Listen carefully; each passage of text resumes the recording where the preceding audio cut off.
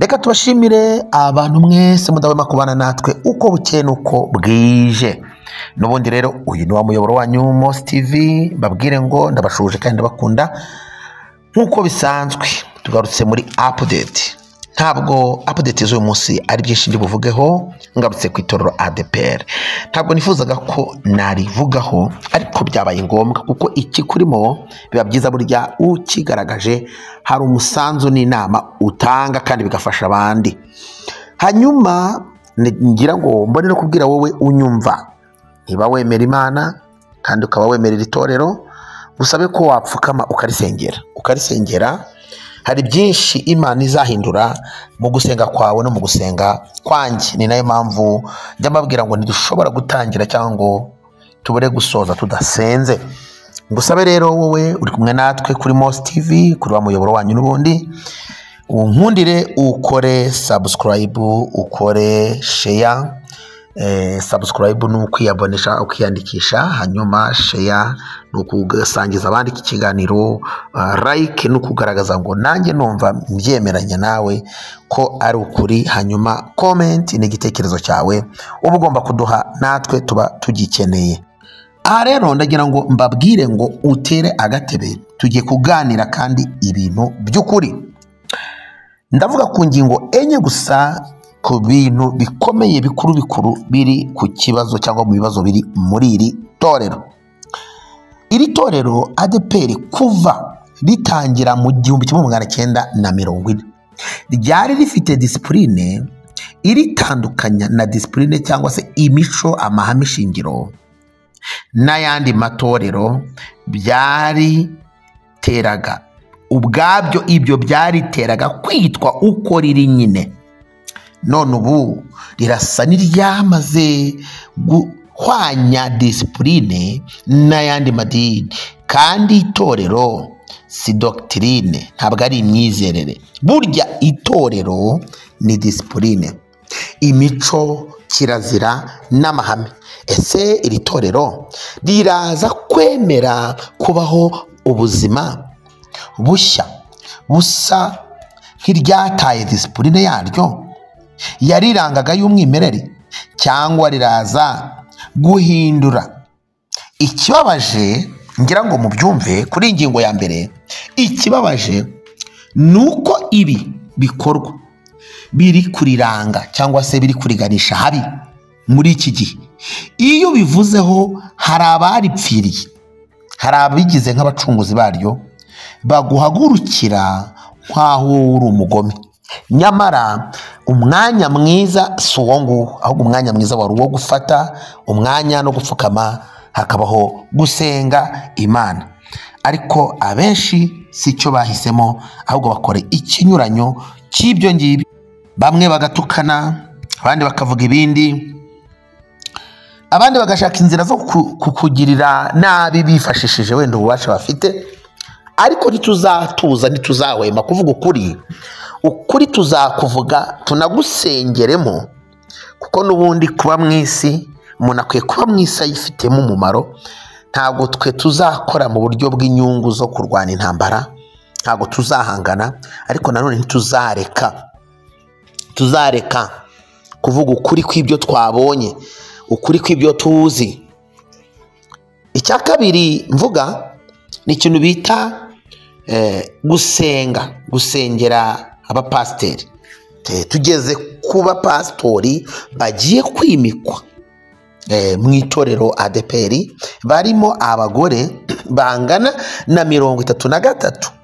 Aha mwitonde nyaboneka, ntimubeshyere leta ngo niyo yabasabye gusengera abagore. No, mwese mumenye iki, leta isaba ko 30 by'abagore nk'uko biri mu bindi bigo bya leta n'ahandi, ko mu kwimakaza ihame ry'uburinganire n'ubwuzuzanye mu Rwanda nk'uko biri mu ntego ngari za leta y'u Rwanda, ko 30% biba abagore mu nzego zifata ibyemezo. Aha rero ni naho isaba ko, cyangwa se leta isaba ko no mu madini ndetse n'amatorero, mu nzego zifata ibyemezo habonekamo 30% by'abagore, kandi izo nzego zifata ibyemezo zo mu itorero ntabwo ari gusa mu bupastori, no, ntabwo ubupastori ari izo nzego ziri mu itorero gusa, no, hari n'izindi nzego burya zifata ibyemezo, kuko ibi biramutse ari byo idini gatulika naryo ryakabaye ryaramaze gusabwa gusengera abapadiri b'abagore bangana na 30%, ahubwo bo mu buhanga no mu gusigasira disipurine yaryo, iryo dini rya gatulika bubahirije iryo hame rya 30% by'abagore, ariko bahabwa izindi nshingano. Mujya mubona ko hari ababikira, hari abahire, hari abakora mu miryango itandukanye, hari n'abakora mu mabiro anyuranye n'ahandi, kuko basobanukiwe cyangwa se basobanuye ibyabo neza. Iyi vuruguvurugu yabaye isibaniro cyangwa se yabaye isibaniro mu idini ya deperi no kwitwaza leta ukica amahame y'umuryango urimo, ntibihari, bo ntibihari, barakora ibyabo batuje bakanarinda ubusugire bw'idini yabo. None se utize ntiyanakoperara, utize ntiwanakopera basi. Ubundi mu by'ukuri reka mbabaze mwese kandi namwe munsubize, kandi ndabasabye mumbere honest, munsubize no rwose mwese ababikora, munsubize iki ngiki: kwimika abagore, kuba abapasitoro, ko tugendeye kuri Bibiliya ko ntaho biri, mwabikuye? Ese ababikora mwaduhaye igitabo kindi mwasomye mwabisanzemo tukagisoma ko cyatubera reference? Reka mbabwire, burya igihugu kiyoborwa hagendewe ku itegeko nshinga n'ayandi aryunganira yanditse mu igazeti ya leta. Hanyuma umurimo w'Imana nawo burya uyobowe n'ijambo ry'Imana n'amahame yaryo, na kirazira n'ibindi byanditswe muri Bibiliya. Hanyuma se ibiri hanze ya Bibiliya uzabiyoboza umurimo w'Imana bikunde? Cyo ni ikibazo abantu bose bakwiye kwibaza, kandi na cyane. Ibi rero bikwereka ko iri torero nta rwitwazo ryakagombye gufata, kuko ntabwo ikibazo ari uko haboneka 30% y'abagore bajya mu nzego zifata ibyemezo. Hari inzego nyinshi zitari pastorali mu itorero kandi zikwiriye gufata ibyemezo. Nk'abantu mwe, iyo dusomye Bibiliya hari ukuntu isobanura ibintu, kandi iyo ibisobanuye buryo iyo ugiye hirya ya Bibiliya uba ubeshya abantu, uba uri kubayobya. Bibiliya kuva yabaho ntiturabona ikindi gitabo cyisimbura, nta nubwo turumva ihame abizera bagenderaho risimbura Bibiliya. Ariko ukabona umuntu aritoye afashe umurongo we awushyize hariya. Iri torero ryari ryarafashe uwo murongo kandi mwiza wo gushyira abadamu cyangwa se igitsina gore mu nshingano zindi, bakaba bakontabure b'indembo, bakaba n'ubu barahari. Ariko iyo ntambwe yindi yo irantangaza. Mboneyeho no kubaza abapasiteri, abo bize teolojiya, nanjye narayizi rwose, sinababwiye ngo barekereho kuyiga no kuyigisha, ariko nibatubwiza ukuri, niba atari byo mu minsi y'imperuka, ubundi umurongo mwabonye usengera abagore mwawukuye? Twihuse tudatinze aho ngaho, reka njye ku ngingo ya 3. Ndabizi ko aha kuva nkomanze ku bagore, kandi hari abagore bahagarariye amadini n'amatorero, hari abagore bashumbye amatorero, hari abagore bafite amatorero akomeye, hari abagore b'abapasitoro benshi, ndabizi hari n'abashuti banjye, murahita mundeba nabi, ariko burya ukuri guca mu ziko ntago gushya. Reka turebere icyitegererezo ku itorero rya mbere ry'intumwa ari naryo rikuru. Yesu Kristo yarobanuye intumwa 12 cyangwa se 12 apostles z'igitsina gabo gusa iki kintu cyitondera gusa, kandi yarabizi neza ko n'abagore bahari, cyane ko ari nabo benshi babaga mu iteraniro rye aho yabaga ari. muzabikurikire, babaga ari benshi rwose. Izi ntumwa 12 ari nazo zari n'abashumba b'itorero rya mbere, ni naryo kandi dufatiraho icyitegererezo twe nk'itorero rya none. Izi ntumwa 12 zasigaranye umurimo wo kwimika abakozi n'ibindi, nk'uko abashumba ba none bahagarariye umurimo mu madini n'amatorero atandukanye nabo babikora. Icyo ni ukuri. Icya kabiri, Yesu Kristo yarobanuye nanone abigishwa 70, cyo bita disciples, barimo abagabo n'abagore. Bivuze ko yari abizi ko hari aho abagore nabo bagomba gukorera mu itorero, kuko bari mu bigize umubiri wa Kristo rwose. Kandi bashiki bacu, ni ukuri turabakunda cyane pe.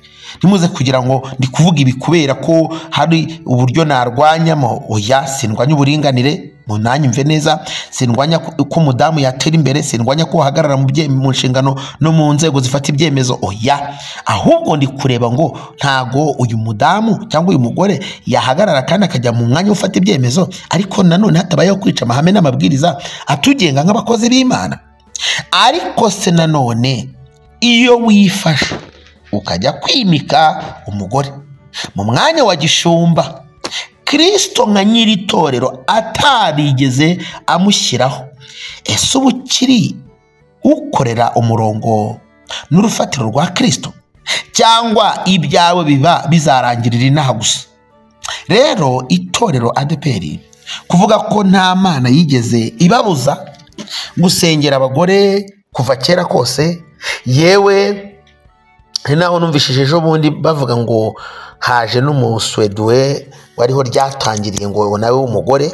Kuba muri Swede ariho ryaturutse ntibisobanura ko ibintu byaturuka muri Swede byose wabisamira hejuru ngo nuko ariho byaturutse. Ya no, kuko hari ibyo ugomba kureba. Bibiliya warayimenye, warayisobanukiwe, ugomba kureba ikivuga. Ntabwo ari ngombwa rero kuvuga ngo ndagendera ku mugore wavuye muri Swede. No, ntabwo ari byo. Kandi icyo ni icyitonderwa rwose. Icyo gihe uba wagiye gukorera mu wundi murongo n'urufatiro, cyangwa nyine uba wagenjeje ukundi. Rero itorero ADEPR kuvuga ko nta mana yababujije cyangwa se ngo yigere ibabuza gusengera abagore, yewe ko nta n'itegeko ribibabuza, ibisukuri.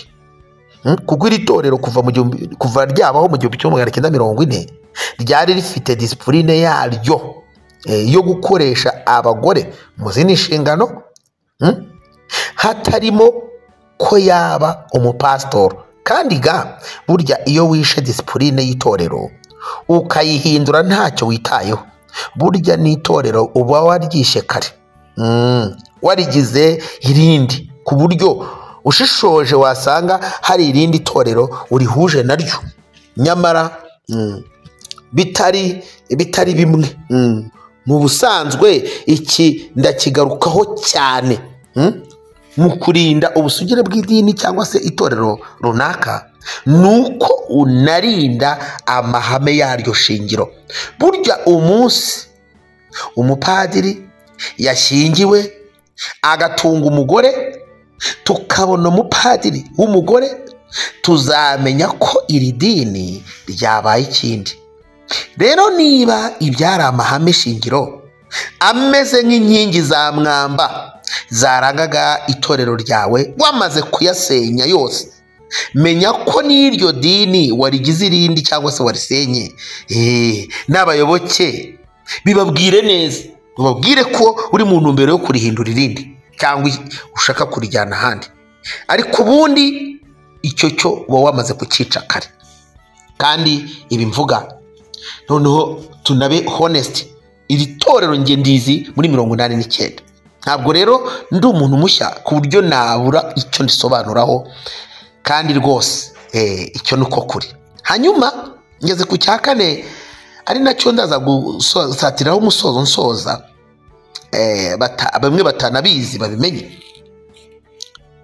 Pastor Isaie Ndayizeye, umuvugizi w'itorero ADEPR mu Rwanda, yirengagije nkana disikuru cyangwa se imbwirwaruhame y'umukuru w'igihugu cy'u Rwanda nyakubahwa Perezida Paul Kagame, ibuza abayobozi mu nzego za leta no mu yindi mirimo ibahemba ko baba abapastori ngo bahabwe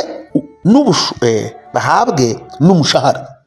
Aha mbibutse ko bikiba Pastor Isaie nawe yabanje kumera nk'uwubahirije iryo hame. Abakoraga bose akandi kazi n'izindi nshingano abigizayo, ariko hanyuma bimushobeye kubera kwirukana nabi abantu bose, ndetse bamwe anagendeye ku marangamutima cyangwa se ku mabwire, ibintu nk'ibyo. Harimo abo yise ko badashoboye, abandi ngo ni abatujuje ibisabwa da, nyamara barimo n'abafite amashuri arenze n'ayo basabwa rwose, ahubwo bose ashyira hasi, agamije ko abo ba mbere bose bari bazi itorero bigirayo bakagenda, ubundi nawe agashyiraho umurongo we.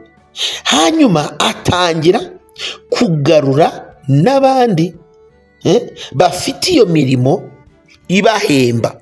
Atangira kugarura nyine avuga ati ntakundi reka ngarure ba bandi bafite iyo mirimo basi baziba icyuho, kuko ndabona nohereje abantu benshi. Nyamara yirengagiza bamwe muri abo yirukanye, abo yicaje, ko harimo n'abize bagurishije amasambu, abandi bagurisha amatungo. Hari abagurishije amasambu, abandi bagurisha amatungo, abandi bagurisha imitungo. Yirengagiza ko basize imiryango yabo bakajya kwiga mu mashuri, baba muri interina za IBG, ndavuga Institut Biblique de Gisenyi, abandi bajya muri IBEK, ndavuga Institut Biblique de Kiyovu, abandi bajya muri IBEK, ndavuga Institut Biblique de Kayenzi hari Nyamata, abandi bajya muri Fateke, baragenda babamo barabodinga, abandi bajya muri za Riyete, abandi bajya muri za Uganda, barahari n'ahandi. Yibagirwa kandi ko mu Rwanda burya bikwiriye gutanga akazi bijyanye n'ihame ryo kugabanya umubare w'abashomeri, ahubwo yicaza benshi, ubundi atangira kuzana abafite akazi ngo nabo nibaze bakore. Nyamara abo ngabo abaha imerekeza itagira icyo ibafasha namba mu kubaka ubuzima bushya bagiyemo batari biteze, kuko bari bariyeguriye umurimo. Ubu ku buryo no gutunga imiryango yabo bitaboroheye. Bamwe bafite amarira menshi atagira ingano, abandi bafite agahinda, abandi muri bo barwaye depression, abandi bagiye hanze y'u Rwanda bameze nk'abatorongeye. Ibi byose kuvuga ati turebe ko tutakwandagarira aho batubonaga turi abashumba tuboye abatorero. Nyamara iyo haza kuba mu bushishozi, harimo bamwe bakwiye guhabwa inshingano bakicara bagakora. Ndabyemera ko rwose harimo abatarifite amashuri, kandi abo nabo sabo kujugunywa nkaho ari icyaha bakoze. Niba umuntu atujuje amashuri ariko we imufata umugire nk'igicibwa, kuba atujuje amashuri ntibisobanuye ko atujuje ubukristo. Yujuje ubukristo, ariko wenda impamvu amashuri atayabonye ni impamvu z'ubuzima bwa background yiwe. Iyo rosi impamvu yakagombye gutuma umufata nkaho ari icyaha yakoze. Nurangiza umushyira hariya umugaraguza agati, no, yakagombye kubahirwa imirimo yakoze, ahubwo kuko igihe gisaba ko hakwiye kuyobora abantu bafite nivo ndetse n'amashuri abibemerera. Abo ngabo akaba aribo bayobora, ariko utabashije kumufata ngo umwigizeyo mere nkaho umubreminze nkaho yakoze ibyaha, oya, ntabwo ari byo. kandi ikindi abo bose ibi byose ni bimwe mu bibazo by'ingutu iri torero ADEPR ririmo rinyuramo n'abayoboke baryo bafite cyangwa se bari kunyuranamo. Ibi ni ibibazo bafite. Warangiza ngo abana babo bapasteri babo bashumba ngo ntibakunda itorero. Reka da, ntabwo barikunda kuko burya aho wakomerekeye iteka urahunga. Icyo ni ukuri kandi mubimenye. Hanyuma ukibaza ngo mbese izi mpinduka ko muri ADEPR riho zivuza ubuhuha gusa, mu yandi madini yo ntagira impinduka. Nagira ngo mbabwire ngo iri jambo rya nyakubahwa perezida ndaza kuribumvisha mu kanya, ariko mbere yuko nza gusoza mbabwire ngo iki mvuze cyo kuba abantu benshi bahunga aho bakomerekeye ni nabyo biri kugenda bituma itorero ADEPR rigenda ryinjira ngo mu gusengera abagore kugira ngo n'abagore ngo biyumvemo. Turabizi ko nejo bazarekura n'amapantaro no kudefiriza.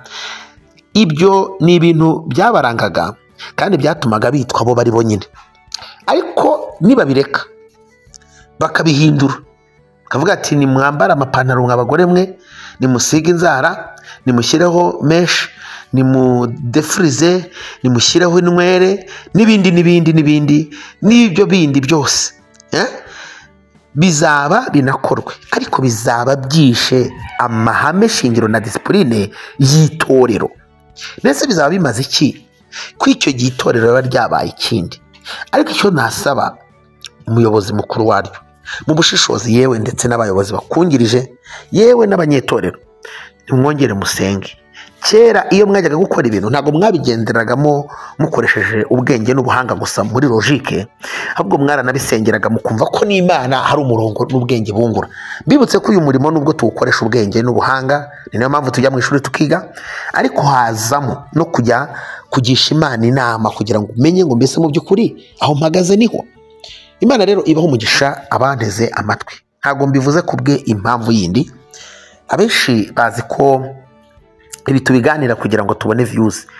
Ngewe ntabwo ndi mu bantu bazanywe kuri uyu mirongo no gushaka views. Imana isanzwe intunga nk'abandi banyarwanda bose nkoresheje amaboko yanjye. Ntabwo uyu murongo nawushyizeho kugira ngo mbone ibintunga, nawushyizeho kugira ngo njye mbasha kuvuga ukuri mbonye kandi mvuge ijambo ry'Imana rihembura imitima. Uko niko kuri kandi ku ijambo ry'Imana. Kuva nawe utangira ntabwo ndabonaho n'igihumbi kimwe ngo nkirye mu mufuka wanjye. Ibyo ni ukuri ko mu mutima kandi ko abagenzi bajya mu ijuru. Rero ndagira ngo nsoze mbabwira ngo mukurikirane neza iryo jambo, muze kumbwira niba atarisha amahame yaryo. Kuko niba ufashe umukozi ukorera leta cyangwa ikindi kigo ukamuha inshingano ukavuga ngo uzamuhemba, nyamara hari abandi bakagombye gukereya bafite umuhamagaro, ukabaha uwo muhamagaro ndetse ukabaha n'izo nshingano, bakicara hamwe bagakorera itorero, bakerabora ndetse bakicara bagatekereza itorero. Icyo gihe ugiye gufata wa muntu umuhe double work, kugiye kumujyana mu nshingano z'itorero, unamujyane no mu nshingano za zindi yakoraga, kuko bamaze kubimenya. Ntawe uzongera kurekura inshingano yakoraga imuhemba umwanya yakoreragamo ngo aje kwiyegurira itorero, kuko abaryiyeguriye byabarangiriye nabi. Ibyo rero ni ukubyitondera kandi cyane. Ni nayo mpamvu byagiye bibyara izi ntambara zose. Iri jambo rero ndaribashyiriraho nyuma. Reka tubaze dusenge. Nifuza ko umuntu wese turi kumwe twafatikanya tugasengera iri torero, tugasengera umurimo w'Imana muri rusange. Mana yacu nziza, ndagushimiye ko uri Imana yumva. Umurimo wawe mu Rwanda wagiye uyoborwa n'abakozi bawe kandi n'amatorero, by'umwihariko itorero ADEPR ryavuze ubutumwa hirya no hino. Niyo mpamvu ndisengeye njyewe n'abandi bafite iyo nzara n'inyota n'uwo mutwaro, turakwinginze ngo uze kuba umuyobora, aba ari we udirectinga buri kintu cyose kiri gukorerwamo. Kandi Kristo, hari imbuto yabibwa ikagorana kuko ku buryo yahinduka urugamba rukomeye muri ryo. Ndasenze ngo ugire ibyo utangira bitarangirika, ugire ibyo uramira bitarameneka, ugire ibyo uhindura bitaragera habi. Ndagushimiye ko umva gusenga dusenze dufite uwo mutima umenetse ubishaka n'umwete wo kukwinginga ngo ubikorere kwiyubahisha kubw'izina ryawe. urengera umurimo n'itorero muri byose mu izina rya Yesu, amen. Imana umugisha, turi kumwe kandi ndabakunda. Shalom shalom.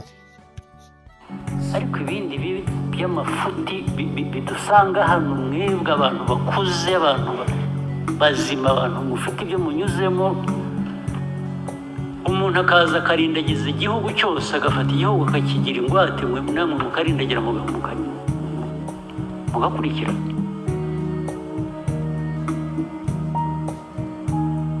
Turuzi se ubwo yarakarabye wa mugani w'ikinyarwanda.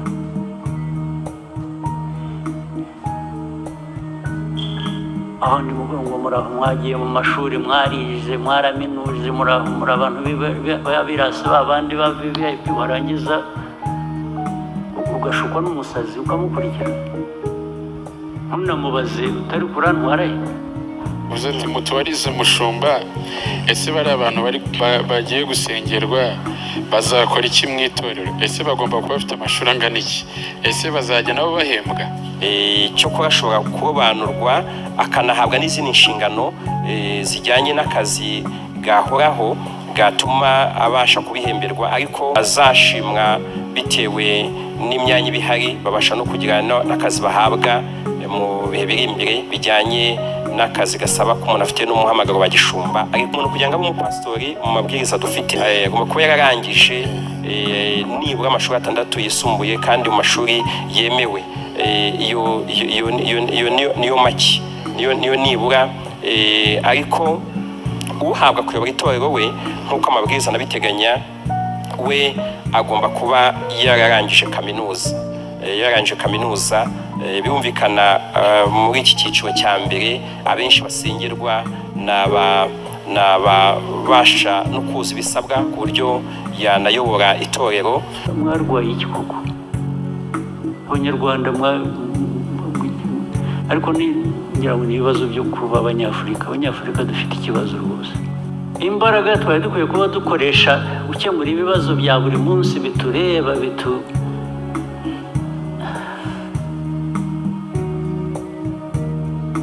umutekano, bituzamurira ubukungu, bituma umunyarwanda atagira inzara, atagira biriya bibazo navugaga zose mugiye kuzimarira mu bintu. Ko twagize iki kiganiro tukakiganira bihagije, ndetse bigasa nkaho hafashwe umwanzuro, habaye iki nyuma yaho ku buryo twongera tugasubira hahandi? Ubu koko mwebwe nk'Abanyarwanda n'aba bicaye, mwebwe abadepite mwicaye hano ubwanyu, ubu hejuru yo kuba umudepite mwumva mufite aho mushingira ku buryo buri wese muri mwe yagira ikanisa, ukaba umudepite, ukaba umupasitori, ukagira ikanisa, warangiza erega abantu bakabishyura n'udafite, na wa wundi wabujije ibikorwa yari bikwiye kuba bimuha amafaranga, agomba kwishagamo amafaranga akuzanira akaguha.